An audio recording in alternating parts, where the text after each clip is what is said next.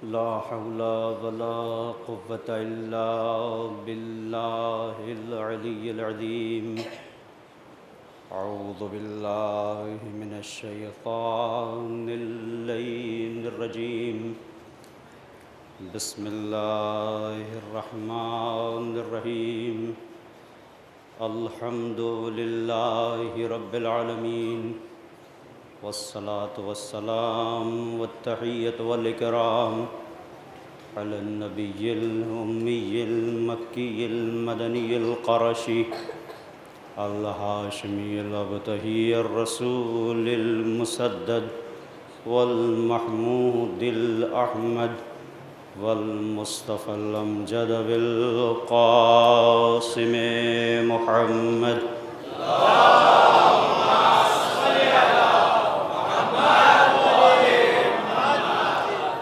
وعلى آله الطيبين الطاهرين المعصومين المظلومين، لا سيما بقية الله الأعظم في الأرضين، ولعنة الله على أعدائهم أجمعين من ليلنا هذا إلى قيام يوم الدين.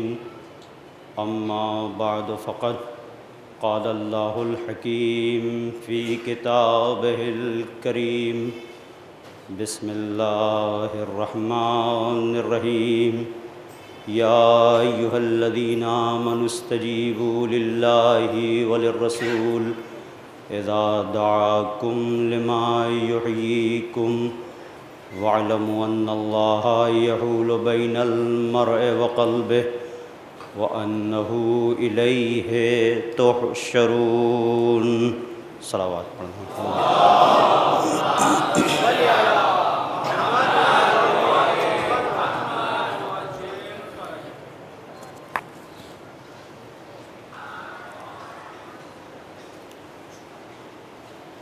عزاداران مظلوم کربلا، محبت حسین سے لبیک یا حسین تک، اس عنوان کے تحت جس گفتگو کا آغاز ہوا تھا، یہ آج اس کا تیسرا مرحلہ ہے. سورہ انفال کی 24 نمبر کی آیت مومنین کو خطاب کرتے ہوئے اعلان ہو رہا ہے: اے صاحبان ایمان، اللہ اور اس کے رسول کی دعوت پر لبیک کہو، اس لیے کہ اس لبیک میں تمہاری حیات ہے، اس لبیک میں تمہاری زندگی ہے. لما یحییکم وَاعْلَمُوا أَنَّ اللَّهَ يَحُولُ بَيْنَ الْمَرْءِ وَقَلْبِهِ، اور جان لو کہ تمہارا پروردگار تمہارے اور تمہارے قلب کے درمیان حائل ہے. ضرورت کیا تھی اس بات کو کہنے کی؟ یہ کہہ دیا تھا، کافی تھا کہ اللہ اور اس کے رسول کی دعوت پر لبیک کہو، اور اس لبیک کہنے میں تمہاری زندگی ہے. یعنی قرآن بتانا یہ چاہتا ہے، ہو سکتا ہے بہت سارے ایسے لوگ ہوں جو لبیک یا رسول اللہ تو کہہ رہے ہوں، لیکن روح رسول کو پامال کر رہے ہیں. ہو سکتا ہے. تو اگر لبیک یا رسول اللہ کہنا ہے تو دیکھو حسین نے کیسے کہا. اور یہی پھر انداز ہے قرآن کریم کا: وَاعْلَمُوا أَنَّ اللَّهَ يَحُولُ بَيْنَ الْمَرْءِ وَقَلْبِهِ. تم کہہ دو گے، ہو سکتا ہے دنیا کو بے وقوف بنا لے جاؤ. لبیک کے نعروں کے پیچھے طول تاریخ میں بہت لوگوں کو بے وقوف بنایا ہے، لیکن جان لو اللہ تمہارے اور تمہارے قلب کے درمیان میں حائل ہے. وہ جانتا ہے جو تم نے لبیک کی آواز نکالی ہے وہ دل سے نکالی ہے یا دکھانے کے لیے ہے. وَاعْلَمُوا أَنَّ اللَّهَ يَحُولُ بَيْنَ الْمَرْءِ وَقَلْبِهِ وَأَنَّهُ إِلَيْهِ تُحْشَرُونَ. اور یہ جان لو کہ تم اس رب کی بارگاہ میں پلٹا دیے جاؤ گے. جب پلٹا دیے جاؤ گے تو اپنی زندگی سے مت کھیلنا. توجہ کیجیے گا، اس لیے کہ اس لبیک میں تمہاری زندگی ہے۔ یہ جو رسول اور یہ جو خدا تمہیں پکار رہے ہیں، یہ تمہیں دعوت دے رہے ہیں، اس دعوت میں تمہاری زندگی ہے۔ پوری توجہ کیجیے گا، اس دعوت میں تمہاری زندگی ہے، اس پکارنے میں تمہاری زندگی ہے۔ اللہ اور رسول کی دعوت کے مجموعے کا نام ہے دین۔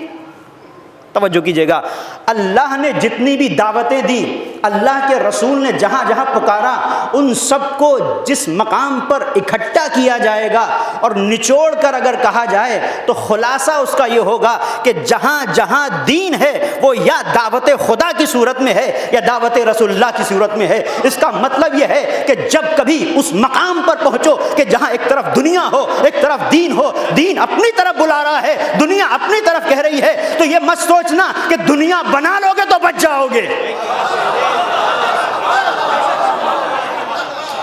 یہ مت سمجھنا کہ دنیا تعمیر تم جتنا چاہو دنیا کو اپنا بنا نہیں سکتے، اس لیے کہ پروردگار نے تمہاری واقعی زندگی کو دین کے مفاہیم پر عمل کرنے میں رکھا ہے۔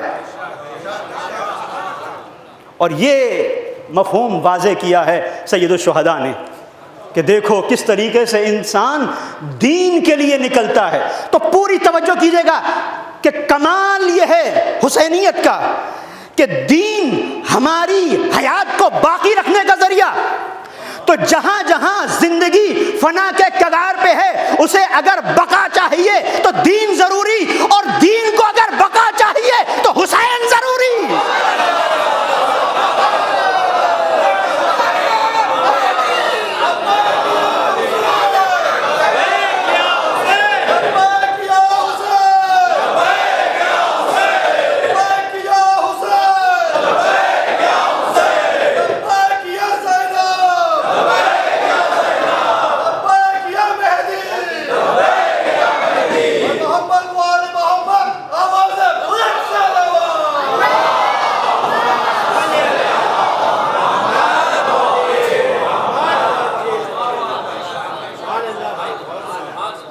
جو انسانوں کو زندگی دے اسے دین کہتے ہیں، جو دین کو حیات دے اسے حسین کہتے ہیں۔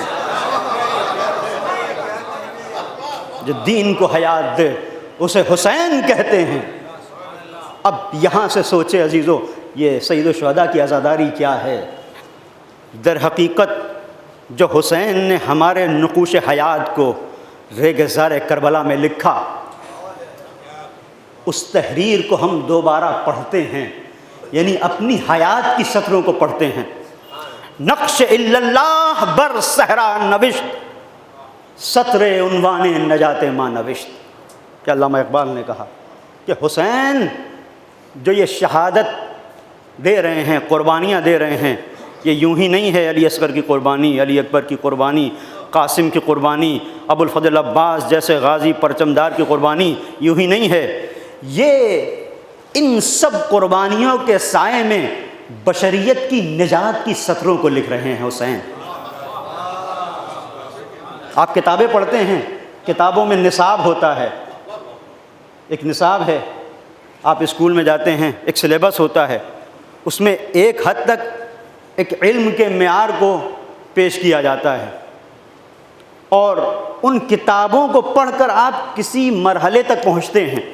ان کتابوں کو پڑھ کر وہ دنیاوی علم ہے کہ جو آپ کی ظاہری ترقی کو یقینی بناتا ہے، اور کچھ کتابیں وہ ہوتی ہیں جو روحانی ہوتی ہیں، جو معنویت کو بیان کرتی ہیں، جو آپ کی روح کو بلند کرتی ہیں۔ آج تک جتنی بھی کتابیں لکھی گئیں وہ ہزاروں لاکھوں صفحوں کی تعداد میں ایک طرف، اور حسین نے جو اپنے لہو سے کچھ سطروں کو لکھ دیا وہ ایک طرف، وہ ایک طرف۔ اور کتابیں جب لکھی جاتی ہیں تو روشنائی استعمال ہوتی ہے۔ کمال ہے حسین کا، حسین نے اس روشنائی پر اعتبار نہیں کیا۔ کبھی ان میں دیمک لگ، کبھی یہ ختم ہو جاتی ہیں، کبھی ماحول کے اثر سے یہ برباد ہو جاتی ہیں، کبھی ان میں کسی طرح سے کیڑے لگ جاتے ہیں۔ حسین نے کہا نہیں، کسی روشنائی کو استعمال نہیں کروں گا، اپنے لہو کو روشنائی بنایا۔ اور یہاں پر ایک شخصیت ہے ابراہیم آیتی، انہوں نے لکھا کہ حسین جان رہے تھے دنیا میں ہر روشنائی کا رنگ پھیکا پڑ سکتا ہے، لیکن لہو کی روشنائی وہ ہے جو تا قیام قیامت روشن رہے گی۔ لہذا حسین نے نجات کی سطروں کو لکھا، نقش الا اللہ، اور پھر نجات کی سطریں کیا ہیں؟ نقش الا اللہ ور صحرا نوشت، صحرا میں الا اللہ کا نقش لکھا، سطر یہ نقش الا اللہ کیا ہے؟ سطر عنوان نجات ما نوشت۔ پھر اس سطروں کو جو لکھا اس میں ہماری نجات کے عنوان کو تحریر کیا۔ اس کا مطلب کیا ہے؟ یہ جو ہم سجدہ کرتے ہیں، ہم سمجھیں نہ سمجھیں، یہی سجدہ ہماری نجات کا ذریعہ ہے۔ وہ ایک سجدہ جسے تو گراں سمجھتا ہے، ہزار سجدوں سے دیتا ہے آدمی کو نجات۔ یہ در در کی جو ٹھوکریں کھاتے ہیں، کبھی اس در پر سجدہ، کبھی اس در پر سجدہ، کبھی اس کی ڈوڑی پر، کبھی اس کی ڈوڑی پر، کیوں؟ اس لیے کہ ان کے وجود کے اندر اطمینان نہیں ہوتا، ان کے وجود کے اندر توحید کی زواریاں نہیں ہوتی۔ جب انسان ایک رب کے سامنے جھک جاتا ہے تو اسے شرم محسوس ہوتی ہے، جس کو رب کہہ دیا اس کے بعد کسی اور کے در کے سامنے جھکے۔ جب رب کہہ دیا تو رب کہہ دیا۔ بدل کے بھیس پھراتے ہیں ہر زمانے میں، اگرچہ پیر ہے آدم، جواں ہے لات و منات، وہ ایک سجدہ جسے تو گراں سمجھتا ہے ہزار سجدوں سے دیتا ہے آدمی کو نجات۔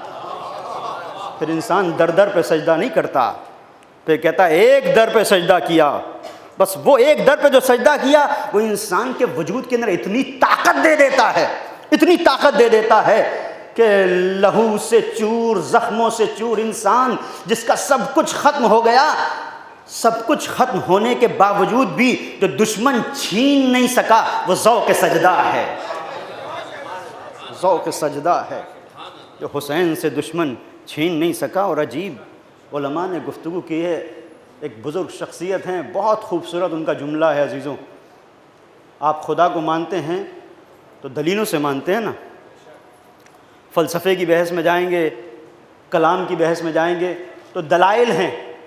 کچھ لوگ کہتے ہیں برہان نظم، کائنات کے اندر جو نظم پایا جاتا ہے، یہ جو ڈسپلن پایا جاتا ہے، یہ ہمیں بتاتا ہے کہ کوئی ہے جو اس کے پیچھے ہے۔ آپ ایک کتاب کو لے لیں، اگر ایک کتاب کے اندر مکمل سیریل وائز اس کے پیجز ہیں، کوئی آپ سے کہے یہ اپنے آپ چھپ گئی، اپنے آپ سارے صفحے جڑ گئے، تو آپ کہیں گے ایسا ہو نہیں سکتا۔ اتفاق اگر ہوگا 10 15 20 پیج ہو سکتا ہے اتفاقاً ایک ساتھ ہو جائیں، لیکن 200 پیج کی کتاب بالکل جہاں پر ذرا بھی اختلاف نہ ہو نہیں سکتا۔ کوئی دماغ ہے جس نے اسے لکھا ہے، اسے بنایا ہے، یہ نظم ہے، اور اسی نظم سے آپ آتے ہیں برہان نظم قائم کرتے ہیں۔ کائنات کے اندر یہ سیارے، یہ کواکب، یہ سورج، یہ چاند، یہ سب ایک گھرے پر چل رہے ہیں، اس کا مطلب کوئی خالق ہے۔ پوری توجہ کیجیے گا، اس کا مطلب کوئی خالق ہے۔ اور دوسرے براہین ہیں، کہیں پر اثر کو دیکھ کر مؤثر تک پہنچا جاتا ہے، کوئی اثر ہے، کہیں پر دھواں اٹھ رہا ہے، آپ کو پتہ ہے کہ یہاں پر آگ ہوگی، ظاہر ہے، کہیں پر پیروں کے نشانات ہیں، اس سے آپ پہنچتے ہیں کہ یہاں پر پیروں کے نشانات ہیں، اس کا مطلب کوئی یہاں سے گزرا ہوگا۔ تو یہ سب دلائل ہے۔ پوری توجہ کیجیے گا، ایک مرحلے تک لے کے جانا چاہتا ہوں، کاش میں اپنی بات کو پہنچا سکوں۔ پوری توجہ۔ تو کائنات کے اندر مختلف دلائل ہیں جن سے خدا کو پہچانا جاتا ہے کہ خدا ہے، کوئی اثر ہے، اس کا مطلب کوئی مؤثر بھی ہے، کوئی ہے جو اس کائنات کے اندر اثر ڈال رہا ہے۔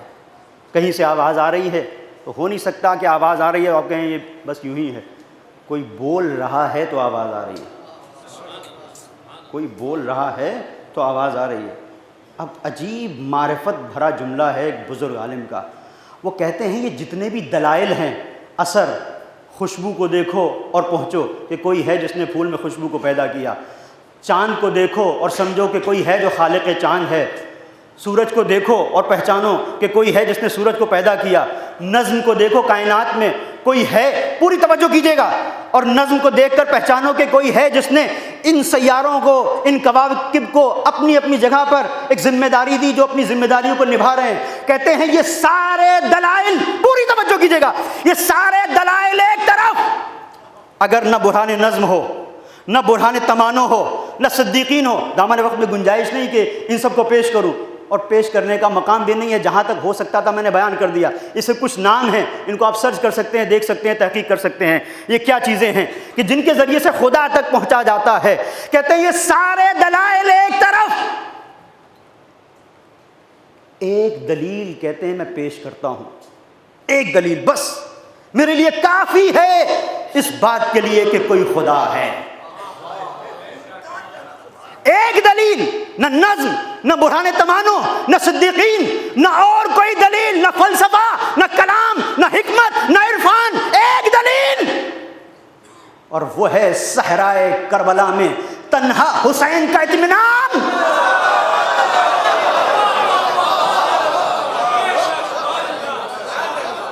کربلا میں حسین کا اطمینان بتا رہا تھا کہ حسین کا ہاتھ کسی کے ہاتھ میں ہے، اور جس کے ہاتھ میں ہے وہ کائنات کا خالق ہے، رب ہے، پیدا کرنے والا ہے۔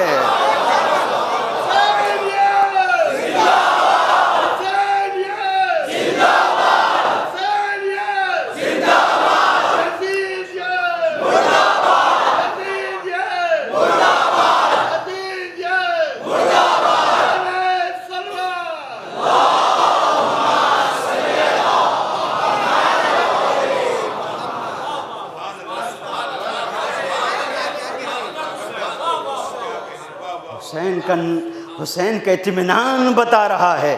اب پہچانو کتنی بڑی دلیل حسین نے اپنی شہادت کے ذریعے سے، پوری توجہ کیجئے گا، شہادت کے ذریعے سے دلیل توحید قائم کی ہے۔ ہر دلیل کی کاٹ ہو سکتی ہے، لیکن اس دلیل کو کوئی کاٹے۔ حسین کا اطمینان بتا رہا تھا کہ کوئی ہے کہ جو حسین کا پالنے والا ہے، اور حسین کا اختیار حسین کے ہاتھ میں نہیں ہے، خدا کے ہاتھ میں ہے۔ اور اس کو سمجھنا ہے تو حسین کے یہ جملے دعائے عرفہ کے، الہی ماذا وجد من فقدک، پروردگار اس نے کیا پایا جس نے تجھے کھو دیا، وَمَا الَّذِي فَقَدَ مَنْ وَجَدَكَ، اور اس نے کیا کھویا جس نے تجھے پا لیا۔ یعنی حسین آواز دے رہے ہیں، یہ مت سمجھنا کہ میں نے اکبر کو کھو دیا، میں نے قاسم کو کھو دیا، میں نے اپنے شیر خوار کو کھو دیا تو کچھ کھو گیا، نہیں، یہ سب کچھ کھو کر جسے بچانا تھا حسین نے بچا لیا، جسے بچانا تھا، اور جب اسے بچا لیا تو سب کچھ حسین کے ہاتھ میں ہے، سب کچھ حسین کے ہاتھ میں۔ اور بڑی عجیب حکمت ہے یہاں، آپ دیکھیں دعائے عرفہ کو اگر آپ ملاحظہ کریں، ایک معارف کا سمندر ہے جسے سید الشہداء نے الٹ دیا ہے دعائے عرفہ میں۔ پروردگار متا غبتا، تو غائب کب تھا کہ تیرے وجود پر دلیل قائم کی جاتی، یعنی اپنی نظروں کے سامنے حسین دیکھ رہے ہیں۔ تو یہ حسین عزیزو، اور یہ محبت جو سید الشہداء سے ہمارے دل میں ہے، ہمیں متوجہ کرتی ہے ان معارف کی طرف جنہیں سید الشہداء نے کربلا کے میدان میں پیش کیا۔ اور یہ معمولی بات نہیں ہے، میں اپنے جوانوں کے لیے عرض کر رہا ہوں۔ کہیں کسی زمانے میں ایک واقعہ پڑھا تھا، وہ تمثیلی واقعہ، وہ بتائے گا، اس فقرے کی وضاحت کرے گا کہ جو کہہ رہے ہیں الہی ماذا وجد من فقدک، پروردگار اس نے کیا پایا جس نے تجھے کھو دیا، اور اس نے کیا کھویا جس نے تجھے پا لیا۔ کہ ایک واقعہ جو شاید آپ کی نظروں سے بھی گزرا ہو، کہ جہاں پر ایک بادشاہ نے یہ اعلان کیا، پوری توجہ کیجیے گا، ایک بادشاہ نے یہ اعلان کیا کہ آج جب صبح دربار لگے گا تو یہ میرا اعلان ہے، میری رعیت میں جو بھی آئے دربار کھلا ہوگا، خزانوں کو کھول دیا جائے گا، جو جس خزانے پر، جس گھوڑے پر، جس ہیرے جواہرات کے صندوق پر ہاتھ رکھے گا وہ اس کا۔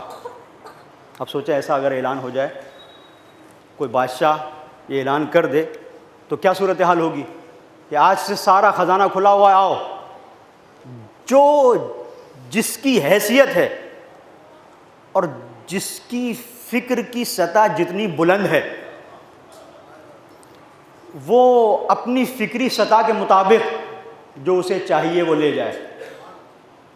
اب لوگوں کا ایک ہجوم ہے، سونے، ہیرے، جواہرات سب کے صندوق رکھے ہوئے ہیں، اور ہر ایک کے اوپر لکھا ہوا ہے یہ ہیروں کا صندوق ہے، یہ سونے کا، یہ چاندی کا، یہ جواہرات کا، یہ نایاب پتھروں کا، یاقوت، عقیق، اور آج کل تو ایک سے ایک پتھر ہیں۔ بہرحال اب اس زمانے میں جو بادشاہان وقت تھے ان کا مزاج یہ ہوتا تھا کہ انہیں نوادرات کہتے تھے، نایاب چیزیں، انہیں بہت اکٹھا کرتے تھے، بڑی بڑی اس کی قیمت ہوتی تھی، بڑی بولی لگتی تھی، اور لوگ تحفے تحائف میں دیتے تھے، دوسرے بادشاہ سلاطین وقت بھیجا کرتے تھے، تو سارے تحفے تحائف ایک جگہ پر ہیں۔ اب بادشاہ نے اعلان کر دیا، آؤ جس پہ ہاتھ رکھو گے وہ تمہارا۔ اب کوئی ہیروں سے دلچسپی رکھتا ہے، وہ آیا، اس نے ہیروں کے صندوق پہ ہاتھ رکھ دیا۔ کوئی آیا، اسے شغف سونے سے ہے، اس نے سونے کے صندوق پہ ہاتھ رکھ دیا۔ کوئی ایک آیا، اسے تیز دوڑتے ہوئے گھوڑے اچھے رکھتے ہیں، وہ اس طرف گیا ہی نہیں جہاں یہ ہیرے جواہرات تھے، وہ گیا وہاں جہاں گھوڑے اچھے اچھے ہیں، عربی النسل گھوڑے، وہ صندوق میں۔ اس نے کہا بھائی یہ گھوڑا بڑا تیز دوڑتا ہے، جیسے گویا آج کل کے زمانے میں گاڑیاں، کسی نے کسی گاڑی پر ہاتھ رکھ دیا، کسی نے کسی گاڑی پر ہاتھ رکھ دیا، کسی نے کسی گاڑی پر ہاتھ رکھ دیا کہ یہ میری ہو گئی، اور بادشاہ نے بھی اس سے کچھ کہا نہیں۔ اب جس کو جو کچھ چاہیے تھا، کسی نے تاج کے اندر جڑے ہوئے ہیرے، جو مختلف تاج تھے جو وہاں پہ رکھ دیے گئے تھے، کسی نے اس پہ ہاتھ رکھا۔ اب یہ عجیب عجیب چیزیں ہیں، اور بادشاہ بیٹھا ہوا تھا تخت کے اوپر۔ کہا کہ بھئی اب بتاؤ کہ تم نے کیا کیا انتخاب کیا؟ کسی نے کہا سونا، کسی نے کہا چاندی، کسی نے کہا یہ، کسی نے کہا وہ، یہ سب انتخاب کر لیا۔ ایک تھا جو مزاج شناس تھا، وہ بادشاہ کے سامنے کھڑا رہا۔ سب نے جب اپنا اپنا انتخاب کر لیا تو بادشاہ نے اس سے پوچھا تم نے کیوں نہیں کچھ انتخاب کیا؟ اس نے کہا مجھے ضرورت نہیں ہے، یہ کہہ کے اس نے بادشاہ کے ہاتھ میں اپنا ہاتھ دے دیا۔ پوری توجہ کیجیے گا، اب یہ جو جتنے بھی ہیرے جواہرات ہیں صندوق میں، یہ تو ختم ہو جانے والے ہیں۔ بہرحال اگر خرچ ہوں گے تو ختم ہوں گے، ظاہر ہے یہ دنیا ہے، یہاں ہر چیز کو فنا ہے، استعمال ہوئی چیز اور ختم ہوئی، باقی رہنے والی نہیں ہے۔ لیکن اتنا وہ جانتا تھا کہ یہ ہیرے جواہرات، یہ جتنی بھی چیزیں ہیں، یہ سب متعلق ہیں بادشاہ سے۔ تو اس نے کہا یہ بے وقوفی ہے، اگر صندوق پہ ہاتھ رکھا تو بس ہیرے کا صندوق ملے گا، اگر چاندی کے صندوق پہ تو چاندی، اگر سونے پر تو سونا، اگر گھوڑے تو گھوڑے، اگر استبل میں اونٹ تو اونٹ۔ لیکن ایسا کچھ کیا جائے کہ ہاتھ وہاں رکھا جائے کہ اس سے متعلق جتنی چیزیں ہوں سب اپنی ہو جائیں۔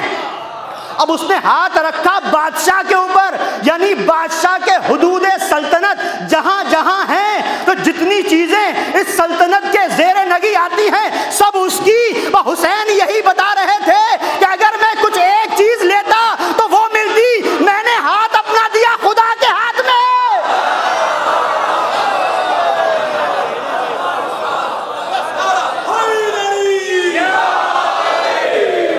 اب جب خدا کے ہاتھ میں دیا تو خدا نے کہا حسین یہ خدا میں ہوں، لیکن کائنات میں خدائی تیری ہوگی۔ اب پہاڑ تیرے ہیں، دریا تیرے، اشجار تیرے ہیں، اب دیکھ لے اگر کوئی آئے گا میرا گنہگار ہوگا، لیکن تیرا مرتبہ اتنا ہے اگر تیرے وجود پر آنسو بہا دے گا اسے معاف کر دوں گا۔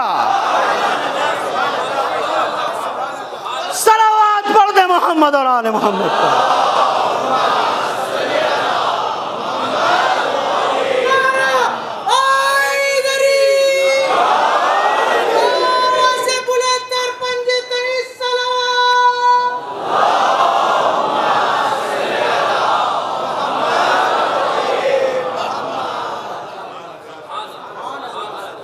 ماذا وجد من فقدک، اب یہاں سے پتہ چلتا ہے اس نے کیا کھویا جس نے تجھے پا لیا۔ وَمَا الَّذِي فَقَدَ مَنْ وَجَدَكَ، اس نے کیا کھویا جس نے تجھے پا لیا پروردگار، اور اس کے پاس کیا رہا جس نے تجھے کھو دیا؟ وہ سب کچھ ختم ہو جائے گا، جو کچھ ہے وہ ختم ہو جائے گا۔ یہی وجہ ہے کہ حسین کے حدود سلطنت کو دیکھیں۔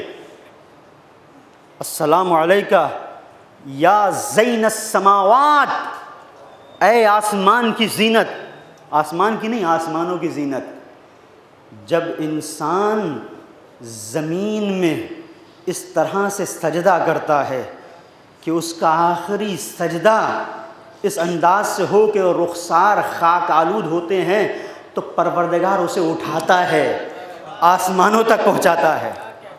یہ عبودیت کی بنیاد کے اوپر ہے، یہ بندگی کی بنیاد کے اوپر ہے جو سید الشہداء کو حاصل ہوا۔ سید الشہداء کا جو مرتبہ ہے، جو مقام ہے، اسے آپ دیکھیں اور اس کو سمجھیں کہ اس محبت کے ذریعے سے پروردگار نے ہم سے کیا مطالبہ کیا ہے اور ہم سے کیا چاہا ہے۔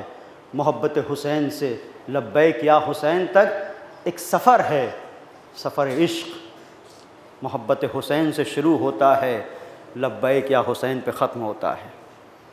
اور یہاں حقیقت میں ایک واقعی زندگی ہے جو انسان اطمینان کے ساتھ گزارتا ہے۔ سید الشہداء کی بارگاہ میں جب آ جاتا ہے تو معرفت کے ساتھ جیتا ہے، معرفت کے ساتھ جیتا ہے۔ اور اگر سمجھنا ہے، توجہ کیجیے گا، یہ معمولی بات نہیں ہے، ایک بزرگ شخصیت ہے۔ عزیزو، ابھی مجھ سے کچھ بزرگوں نے اس بات کو بیان کیا کہ یہاں پر جو سبیلیں لگتی ہیں، خاص طور پر مسجد کے باہر جو سبیلیں ہیں، اس میں بعض سبیلیں 50 سال اور اس سے پہلے سے لگ رہی ہیں، لیکن بعض مرتبہ ایسا ہوتا ہے کہ انسان مصروفیتوں میں اتنا مشغول ہو جاتا ہے کہ کچھ چیزوں کی طرف توجہ نہیں رہ پاتی، کبھی کبھی غفلت ہو جاتی ہے۔ یہ جو سبیلیں ہیں، ان سب کا تعلق علامات کربلا سے ہے، مراسم عزا سے ہے، اور یہ سب کچھ بالکل اسی طریقے سے جس طریقے سے ہم رب کے سامنے سجدہ کرتے ہیں، اسی طریقے سے حسین کے سامنے خضوع اور انکسار ہے۔ وہاں سجدہ نہیں ہے، لیکن وہاں ایک انکساری کا اظہار ہے، ایک عشق کا اظہار ہے۔ تو کبھی کبھی ایسا ہوتا ہے مصروفیت کی وجہ سے انسان توجہ نہیں دے پاتا، اور بہرحال جو لوگ اس کام کو انجام دیتے ہیں، کبھی کبھی وسائل کی قلت ہوتی ہے، امکانات نہیں ہوتے، تو بس ایک رسمی طور پر ایک سبیل لگ جاتی ہے، لیکن جو چیزیں ہونا چاہیے وہاں پر نہیں ہو پاتی۔ یہ بہت بڑا مسئلہ ہے، اس کے اوپر توجہ کی ضرورت ہے۔ تو ایک بزرگ نے اس کی طرف کہا کہ ایک اشارہ کریں، تو آپ حضرات سے گزارش ہے کہ جتنا بھی ہو سکے ان سبیلوں کی رونق میں اضافہ ہونے کے لیے جو کچھ بھی تعاون ہو سکتا ہے آپ کریں۔ اور اس مرحلے پر توجہ، جو میں بات اب کہنے جا رہا ہوں، پوری توجہ کیجیے گا کہ یہ جو سید الشہداء کی محبت ہے نا، یہ ایک منزل اور یہ فرش عزا، یہ گریہ، یہ بکا، یہ رونا، یہ بہت بڑی منزل ہے، بہت بڑی منزل ہے عزیزو، یہ رونا، خود رونا۔ آج ایک بڑا انحراف بھی معاشرے میں پیدا ہو رہا ہے، وہ بڑی عجیب منزل ہے۔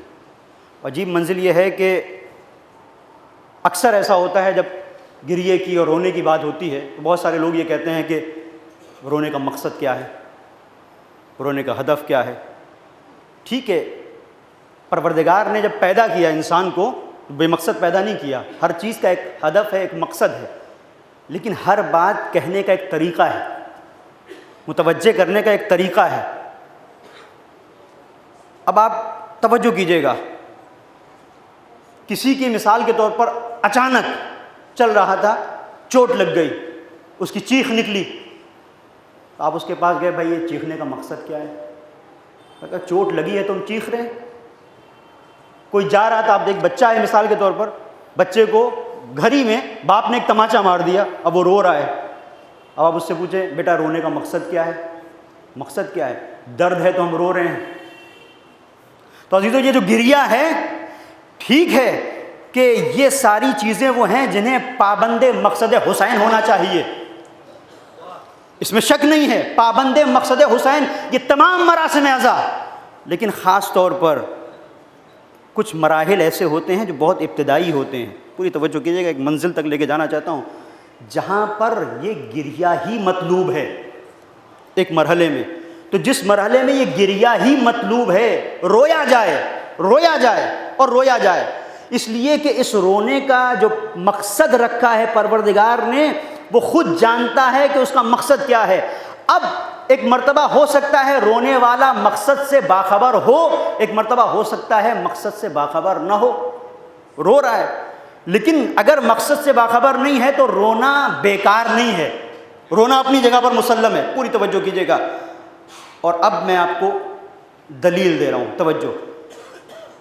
یہ جتنی بھی روایتیں ہیں جو کہتی ہیں کہ جو سید الشہداء پر روئے، رلائے یا رونے کی صورت بنائے، من بکا او ابکا او تبا کا وجبت لہ الجنہ، تو جنت اس کے اوپر واجب ہے۔ تو بہت سارے لوگ اس پر بھی سوچتے ہیں کہ یہ کیا ہے۔ ہم اپنے ذہن اور اپنی فکر سے جب کربلا کو سوچیں گے تو کربلا بہت محدود ہو جائے گی، چونکہ ہماری فکر بہت محدود ہے۔ لیکن کچھ چیزیں وہ ہیں کہ جن کو پیش نظر رکھتے ہوئے یہاں پر پھر مسئلہ یہ ہے کہ جب آپ اعتدال کی راہ پر چلیں گے تو بڑا سخت ہے، ادھر سے بات کرتے ہیں تو ادھر کا معاملہ ہو جاتا ہے، ادھر سے بات کرتے ہیں تو ادھر کا معاملہ، تو یہ بہت بیلنس فضا بہت ضروری ہے۔ اور کمال شیعان حیدر کرار کا یہ ہے کہ وہ اپنے نظریے میں، اپنے موقف میں معتدل ہوتے ہیں، اور یہ ہم نہیں کہہ رہے ہیں، مولا نے خود بیان کیا کہ جہاں پر حارث ہمدانی ایک شخصیت ہے، نہج البلاغہ میں آپ دیکھیے مولائے کائنات امیر المومنین علی ابن ابی طالب علیہ السلام کے پاس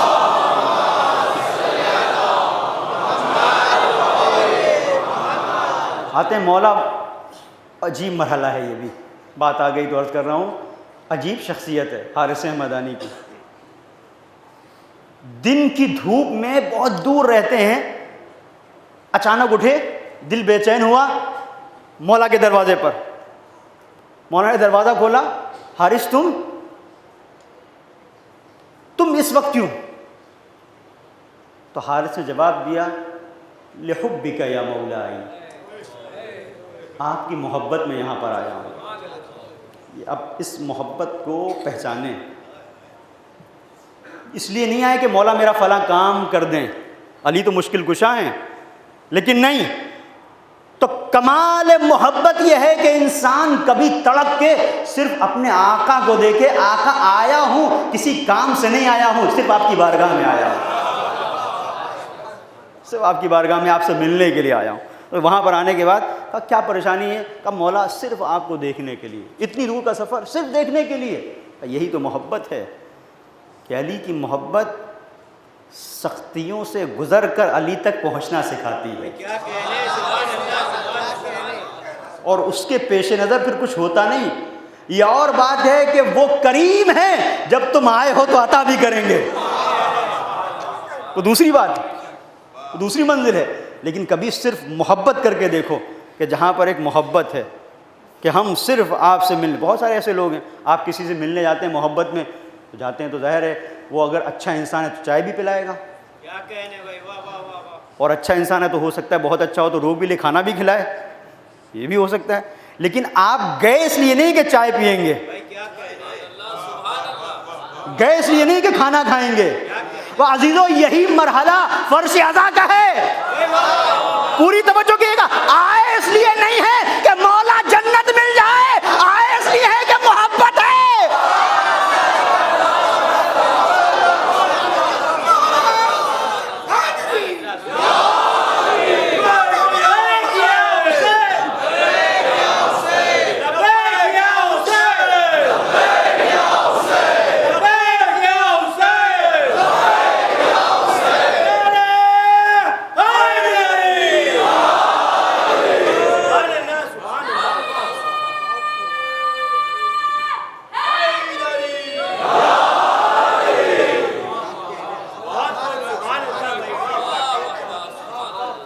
آئے اس لیے ہیں کہ آپ سے محبت ہے، محبت نے مجبور کر دیا۔ یہ اور بات ہے کہ آپ اتنے کریم ہیں کہ جنت سے کم پر راضی نہیں ہوتے، یہ آپ کا مرحلہ ہے۔ لیکن ہم اس لیے نہیں آئے کہ ہمیں جنت میں جانا ہے، ہم تو اس لیے آئے ہیں کہ آپ کے غم نے ہمیں نڈھال کر دیا۔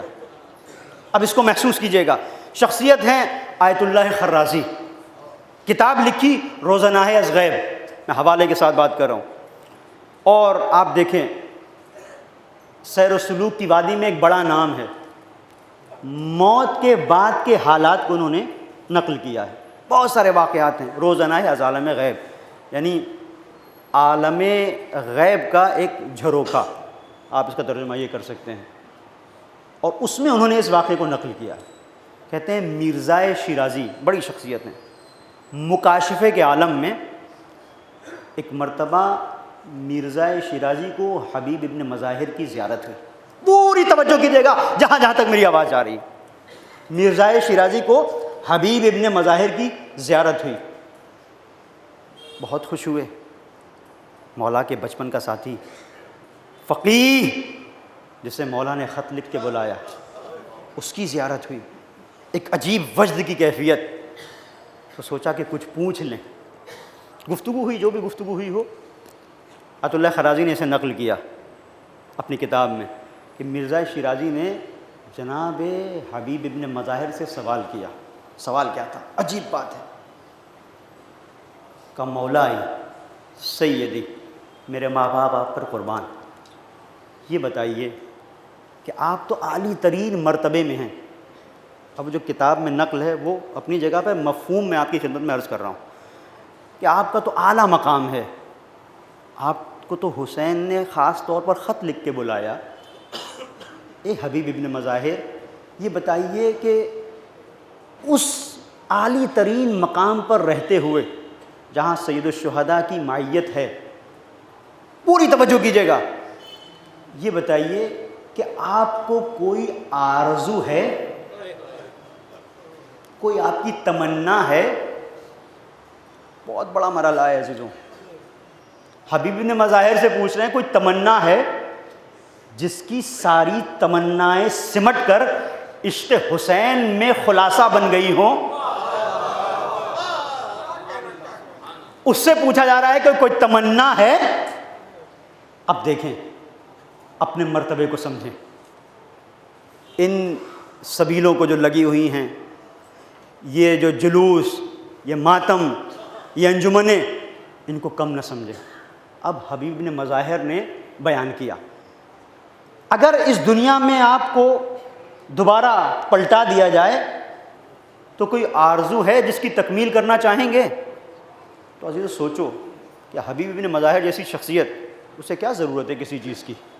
اس کا مولا اس سے راضی، بس بات ختم ہو گئی، وہ بہشت میں ہے، اور وہ بھی ایسی بہشت نہیں، وہ بہشت جسے زندگی میں حبیب نے بارہا دیکھا، بارہا دیکھا۔ اس منزل پر حبیب نے بیان کیا، ہاں مجھے آرزو ہے دوبارہ دنیا میں پلٹوں۔ اب یہ حیران، کیوں؟ کون سی آرزو؟ کہ 3 چیزیں چاہتا ہوں، 3 چیزیں۔ پہلی، اس دنیا میں جاؤں تو محمد اور آل محمد پر صلوات بھیجوں۔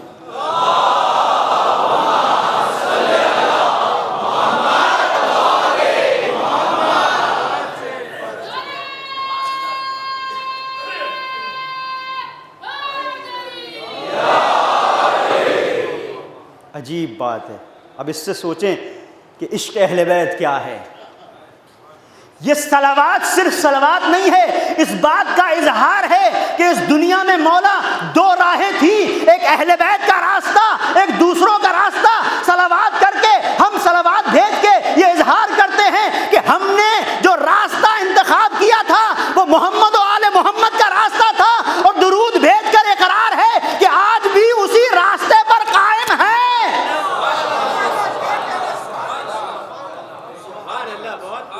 اسی پر قائم ہے۔ تو ایک منزل محمد و آل محمد پر صلوات۔ دوسری، نہیں انسان لرز جائے، عجیب اس پوری دنیا میں کیا کیا نہیں ہے، اور کتنے ایسے کام ہیں جو ہوں اور پروردگار کو پسند بھی ہیں، انسان کرے، لیکن انتخاب کیا ہے حبیب کا۔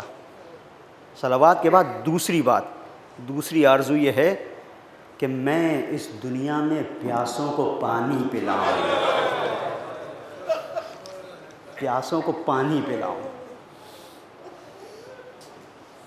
دوست ہے نا عزیزوں، دوست دوست کے مزاج کو جیسے پہچانتا ہے کوئی نہیں پہچانتا. تو حبیب جانتے ہیں کہ حسین کا جب گلا کٹ رہا تھا کتنے پیاسے تھے. تو پیاسوں کو پانی پلاؤں. عجیب منزل. دوسری اور پھر تیسری بات، میں چاہتا ہوں اس دنیا میں واپس پلٹوں تو ایک فضیلت جو مجھے حاصل نہیں ہو سکی اسے حاصل کر لوں، اور وہ یہ ہے کہ حسین کے لیے بچھائے ہوئے فرش عزا کا حصہ بن جاؤں، مجلس غم میں شریک ہو جاؤں. اب عزیزو اپنے مرتبے کو سمجھو کہ وہ جو آرزو حبیب نے کی، یہ فرش عزا اس آرزو کی تکمیل کا نام ہے. جب فرش عزا پر انسان آتا ہے تو کہیں کسی کو پانی پلا کے آ رہا ہے، کہیں سبھی لگا کے آ رہا ہے، اور فرش عزا پر جب آتا ہے تو صلوات بھی بھیجتا ہے، اور جب فرش عزا پر ہے تو فرش عزا کا حصہ بھی ہے. تم آرزو حبیب کا نام ہو.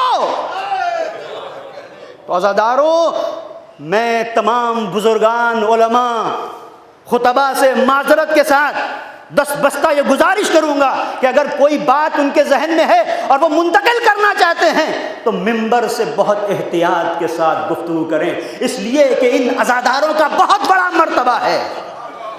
ہو سکتا ہے کوئی ایسی بات ہو جو آپ پسند نہ کرتے ہوں، لیکن آپ کو توہین کا حق نہیں ہے. یہ وہ آرزو ہے جو حبیب نے کی ہے، اور یہ فرش عزا پر جو عزادار آ رہا ہے، اگر انسان سوچ لے کہ وہ حبیب کر رہے تھے تو بڑا مرتبہ ہے. تو یہاں پر اب ہماری بھی ذمہ داری ہے کہ جب ہم وہ کام کر رہے ہیں جس کی تمنا حبیب نے کی، تو کتنا پاکیزہ ہونا چاہیے، کتنا پاکیزہ، جذبوں میں کتنا خلوص ہونا چاہیے. اور جب جذبوں میں انسان پاکیزگی لے کے آتا ہے تب اپنے وقت کے امام کا مورد اعتماد بنتا ہے. انی باعث علیکم اخی وابن عمی وثقتی مسلم ابن عقیل، کہ جب خط لکھ رہے ہیں تو اس بات کا اظہار کر رہے ہیں میں تمہارے پاس بھیج رہا ہوں اپنے ابن عم، اپنے بھائی کو، اپنے مورد اعتماد جس پر حسین بھروسہ کرتا ہے، مسلم ابن عقیل کو. یہ بغیر طہارتوں کے حصول کے نتیجہ نہیں ملتا کہ انسان حسین جیسی شخصیت کے لیے بھروسے کے قابل بن جائے. بہت پاکیزگی کی ضرورت ہے. بس عزیزوں، محرم کی دوسری شب آ گئی.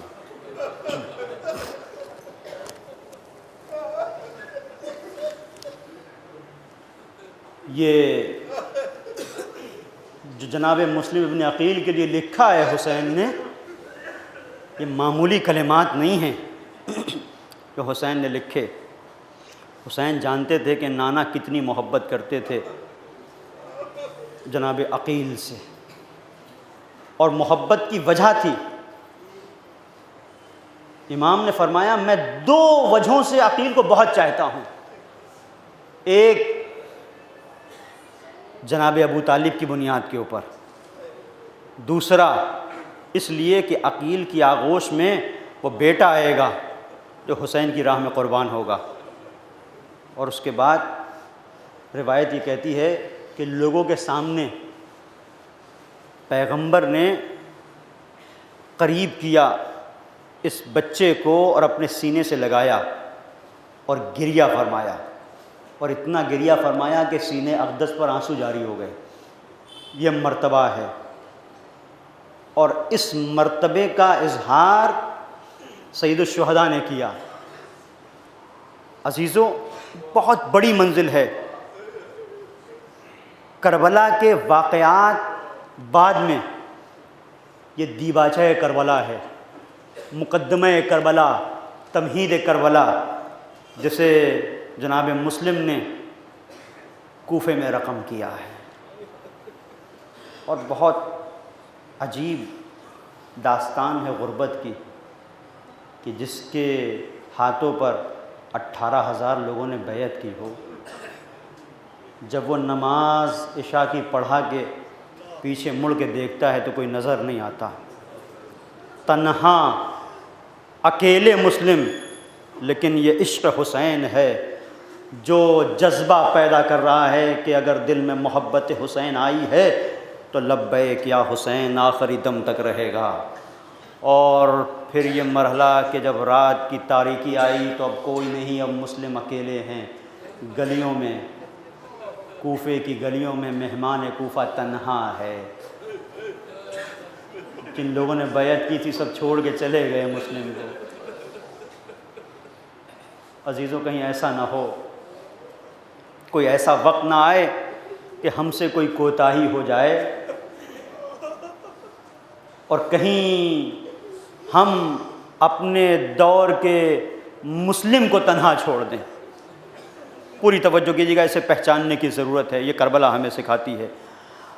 جناب مسلم تنہا اکیلے کوئی نہیں، اور اس مرحلے پر تھک کے جب چور ہو گئے اور جناب مسلم کی نظریں ہیں کوئی تو ہو جو اپنا دروازہ کھول دے، اور کوفی اتنے زیادہ پھر گئے اپنے موقف سے، اپنی بیعت سے، کہ مسلم کو دیکھ کے بجائے اس کے کہ دروازہ کھولیں اور راستہ دیں، دروازہ بند کر لیتے ہیں۔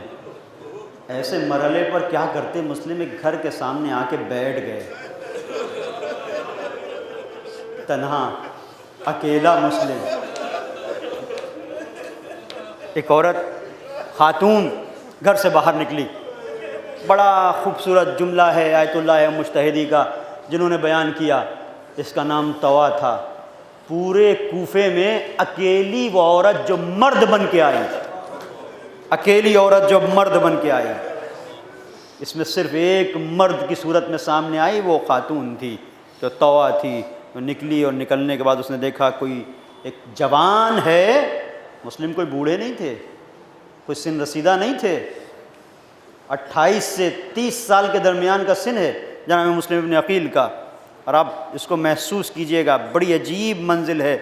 جب باہر دیکھا کہ کوئی جوان ہے جو بیٹھا ہوا ہے تو کہا کہ یا عبداللہ، یا عبداللہ، یا عبداللہ کہہ کے خطاب کیا ہے، اس جگہ سے چلا جا، اس جگہ سے چلا جا، یہ تیری جگہ بیٹھنے کی نہیں ہے، یہ میرا گھر ہے۔ مسلم خاموشی سے بیٹھے ہوئے ہیں، پھر آواز دی، لا یصلح الجلوس عند بابی عند بیتی، مجھے پسند نہیں ہے کہ کوئی جوان میرے گھر کے سامنے بیٹھے۔ یہ کس سے کہہ رہی ہے؟ جو شریعت محمدی کا دھڑکتا ہوا دل ہے۔ کہتی ہے کہ میں اسے بہتر نہیں جانتی ہوں، یہاں سے چلا جا۔ تو ایک مرتبہ آواز دیتے ہیں جناب مسلم کہ جس کا کوئی گھر ہو جائے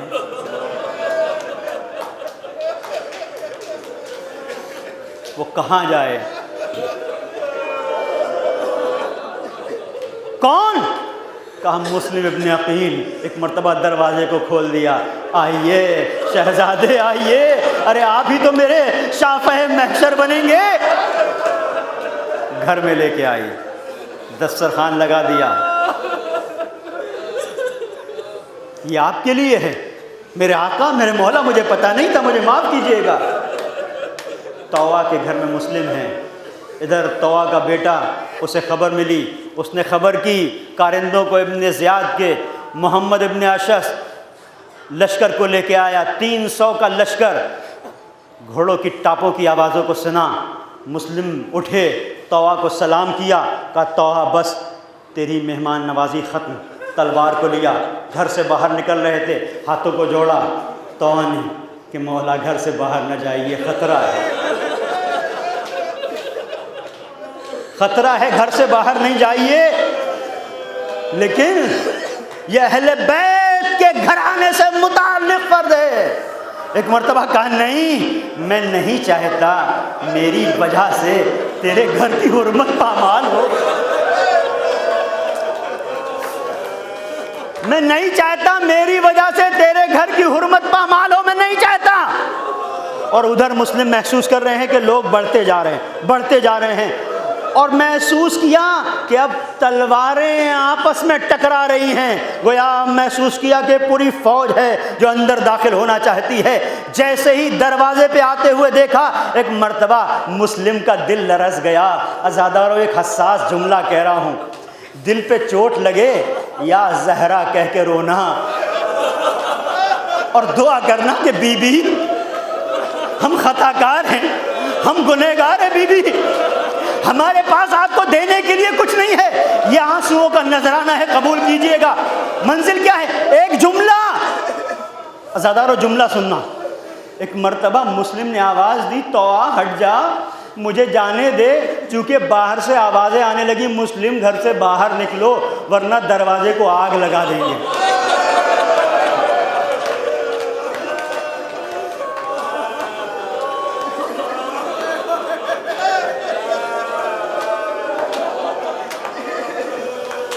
اب جملہ سنیے گا، اگر برداشت کر سکو تو برداشت کرنا، اور اگر فریاد نکلے تو روکنا نہیں۔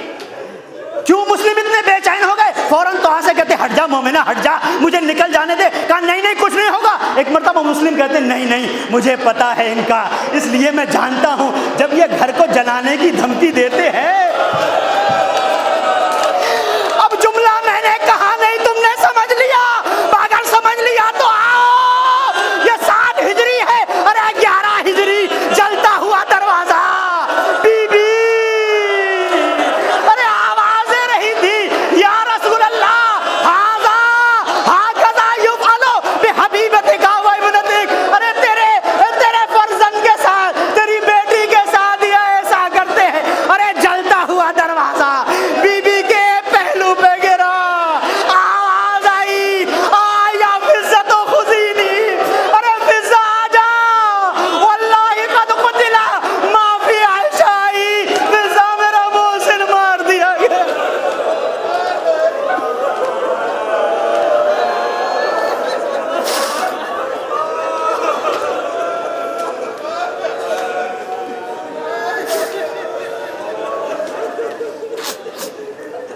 جانتے تھے مسلم، جانتے تھے کہ 11 ہجری میں انہوں نے کیا کیا، تو چاہتے تھے کہ جو فاطمہ کے ساتھ ہوا ہے وہ طوع کے ساتھ نہ ہو۔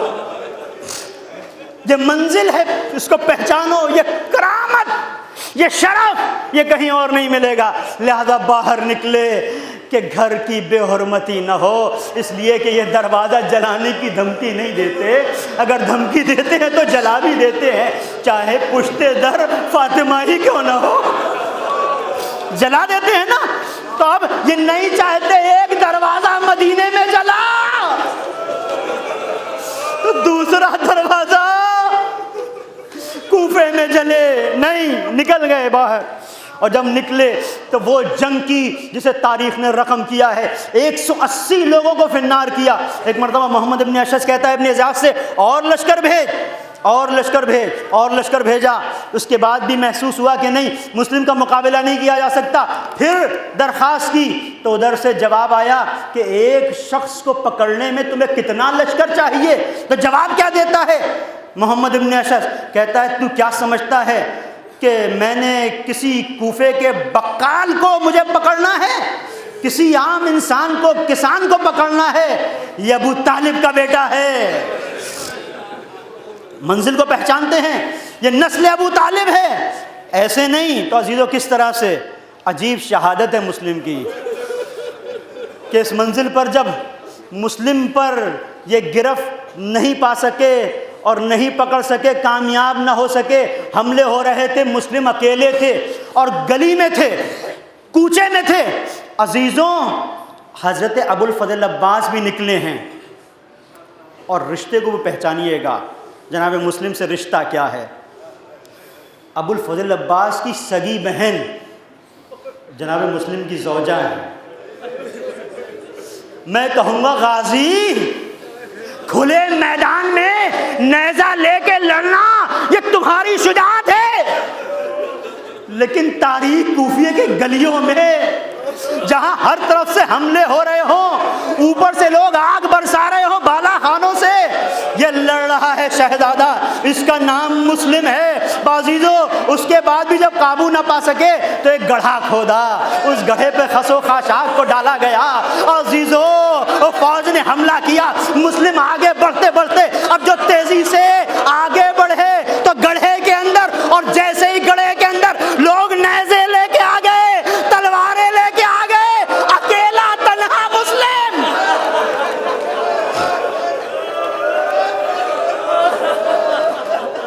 گرفتار کر لیا، گرفتار کر لیا، لے کے آئے۔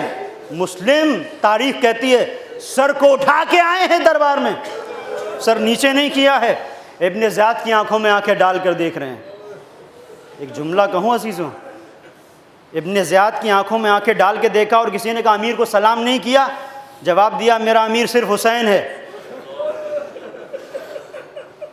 ایک مرحلے تک لے کے جانا چاہتا ہوں، یہ مسلم کو دیکھیں، گرفتار ہو کے آئے ہیں، ہاتھ بندھے ہوئے ہیں لیکن سر اٹھا ہوا ہے۔ اور ایک منزل کیا ہے کہ اسی کوفے میں سید سجاد بھی آئے ہیں، ہاتھ وہاں بھی بندھے ہوئے ہیں، پابند سلاسل ہے، لیکن آنے کے سلسلے سے مقاتل نے لکھا جب دربار میں آئے ہیں سر جھکا ہوا ہے۔ میں کہوں گا مولا آپ بھی اسی گھر سے متعلق ہیں جس گھر سے مسلم ابن عقیل، مولا جب مسلم آئے تھے سر اٹھا ہوا تھا، آپ کا سر جھکا ہوا ہے۔ شاید سید سجاد آواز دیں جب مسلم پہنچے تھے، ٹھیک ہے کہ رسن بستہ تھے لیکن مسلم اکیلے تھے، اہل حرم نہ تھے۔ سید سجاد ارے نظریں اٹھا کے دیکھتے ہیں، کہیں زینب بیردا، کہیں ام لیلا، ماں و بہنوں کو بیردا کیسے دیکھے، سر کو جھکا لیا۔ آئے پہنچے دربار میں، وصیتیں کی، کچھ مقروض ہو گیا ہوں، میری زرہ کو بیچ کے قرض ادا کر دینا، ایک وصیت۔ دوسری وصیت، جب مجھے قتل کر دو میرے جنازے کو دفن کر دینا، میرے جنازے کو دفن کر دینا۔ یہ غیرت بنی ہاشم کہ جسے مرنے کے بعد بھی نہیں گوارا کہ اس کی لاش لوگوں کے سامنے رہے، گوارا نہیں ہے، یہ غیرت بنی ہاشم۔ اس کے بعد تیسری وصیت، میں نے حسین کو خط لکھ دیا ہے، تو کوئی حسین سے یہ کہہ دے کہ مولا کوفے نہ آئیے گا۔ اب ان وصیتوں کا کیا ہوا، اس میں اختلاف ہے۔ بعض نے کہا بعض وصیتوں کو پورا کیا گیا، لیکن ایک مرحلہ جناب مسلم کے جنازے کو عزیز و دفن نہیں کیا۔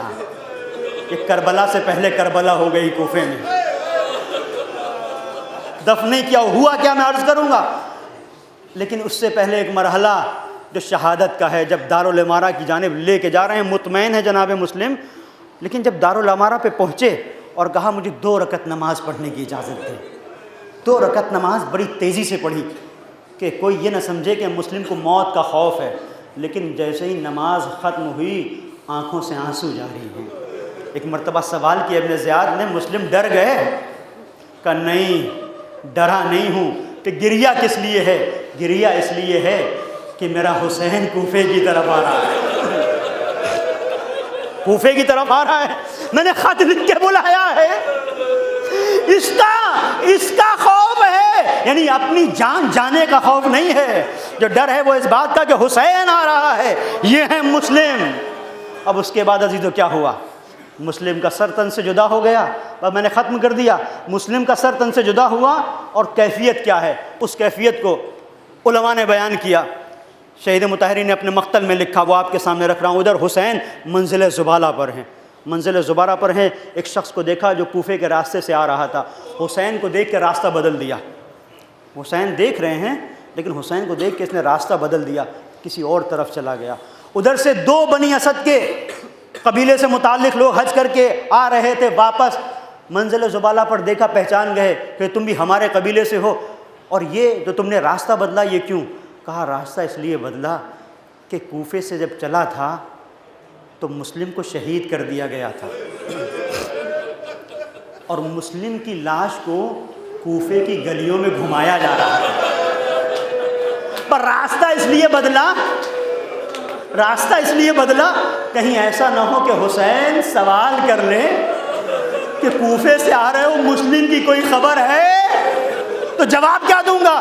عزیزو، جب یہ لوگ پہنچے ایک ایسے مقام پر جہاں پر سید الشہداء کا خیمہ بھی تھا، تو ان لوگوں نے نقل کیا کہ مولا کوفے کی کوئی خبر ہے؟ کوفے کی کیا خبر ہے؟ نقل کیا کہ وہ جو شخص جس نے راستہ بدلا آپ کو دیکھ کر، وہ معتبر شخص ہے، اس نے بتایا ہے کہ جب ہم نکلے تھے تو اس طرح سے نکلے تھے کہ کوفے میں جناب مسلم کی لاش کو گھمایا جا رہا تھا. بھئی یہ وہ مرحلہ ہے کہ ایک مرتبہ امام حسین نے آیت پڑھی، من المؤمنین رجال صدقوا ما عهد اللہ علیہ ومنہم من قضى نحبہ ومنہم من ينتظر. اللہ کی راہ میں جان فروشی کی آرزو رکھنے والے کچھ ایسے مردان خدا ہیں جنہوں نے اپنے عہد کو پورا کر دیا، کچھ وہ لوگ ہیں جو اپنی باری کا انتظار کر رہے ہیں. یہ آیت پڑھنے کے بعد سر کو جھکایا اور کہا انا للہ و انا الیہ راجعون. بس عزیزو، اب امام حسین خیمے میں آئے اور آنے کے بعد آواز دی، بہن زینب مسلم کی بچی کو تو بلاؤ. مسلم کی بچی کو بلایا گیا. حسین نے اپنے زانو پہ بٹھایا، زانو پہ بیٹھی بچی. ایک مرتبہ آواز دی، زینب گوشوارے تو لے کے آؤ. گوشوارے لائے گئے، مسلم کی بچی کے کانوں میں گوشوارے پہنائے. بچی اہل بیت کے گھرانے کی ہے، اہل بیت کے گھرانے. ایک مرتبہ دستے شفقت جو سر پہ گیا، چچا کے ہاتھوں کی گرمی، شفقت کی حرارت کو محسوس کیا، تڑپ گئی بچی. اے چچا، آپ تو ایسے ہاتھ پھیر رہے ہیں جیسے یتیموں کے سروں پہ پھیرا جاتا. بازی تو دعا کرو اس مرحلے پر جب حسین کے زانوں پر مسلم کی بچی ہے تو سکینہ نہ ہو. کاش سکینہ نہ ہوتی.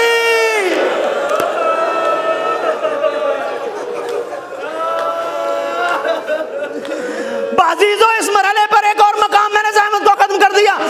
مسلم ابن عقیل کون ہیں؟ ابو الفضل عباس کی بہن منسوب ہیں. تو مسلم ابن عقیل کی زوجہ، اس کا مطلب کیا ہے؟ مسلم ابن عقیل کی جو زوجہ ہیں ان کے 4 بھائی اس وقت موجود ہیں. حضرت ابو الفضل عباس کے ساتھ ساتھ 3 بھائی اور. 4 بھائیوں کی بہن بیوہ ہو گئی. ختم کر دیا، آخری مرحلہ ہے. 4 بھائیوں کی بہن بیوہ ہو گئی تو سوچو ان 4 بھائیوں نے کس طرح دلاسا دیا ہوگا. اور خاص طور پر ابو الفضل عباس نے اپنی جب بہن کو دیکھا ہوگا تو دل یہ کہتا ہے، کلیجے سے لگا لیا ہوگا، اور آنکھوں ہی آنکھوں میں بہن کی اپنے سے گفتگو ہوئی ہوگی. غازی نے اپنے بھرے ہوئے بازوؤں کو ایک مرتبہ اشارہ کیا ہوگا اپنے بازوؤں کی طرف، بہن گھبرانا نہیں، آنے دے کوفہ، آنے دے کوفہ، انتقام لینا میری ذمہ داری. بازی تو میں نے ختم کر دیا. اب مجھے نہیں پتا ان 4 بھائیوں نے اپنی بہن کو کلیجے سے لگا کے کیا کیا کہا ہوگا. کسی نے کہا ہوگا گھبرانا نہیں، میں دیکھوں گا. کس نے تیرا سہاگ اجاڑا؟ کسی نے کہا ہوگا ارے غازی موجود ہے، کوفے کو پلٹ دوں گا. ہاں عزیزو، یہ گفتگو مقتل میں نہیں ملتی، لیکن احساس یہ کہتا ہے ایک بہن کو ڈھارس بن گئی ہوگی جس کا عباس جیسا بھائی ہو، لیکن غضب ہو گیا. ایک مرتبہ بعد کربلا ارے کاروان کوفے پہنچا، مسلم کی زوجہ بھی پہنچی. ایک سلام کیا سید سجاد نے، السلام علیکہ یا مسلم ابن عقیل. اب جو زوجہ مسلم نے دیکھا، دارالامارہ پہ مسلم کا سر نظر آیا. ایک مرتبہ ایسی ہی منزلوں پہ بہن بھائیوں کو ڈھونڈتی ہے. ارے تڑپ کے دیکھا ہوگا میرے بھائی کہاں، یہاں شوہر کا سر، ارے سامنے بھائی کا سر. اے بھیا، ارے کوفہ آ گیا، یہ مسلم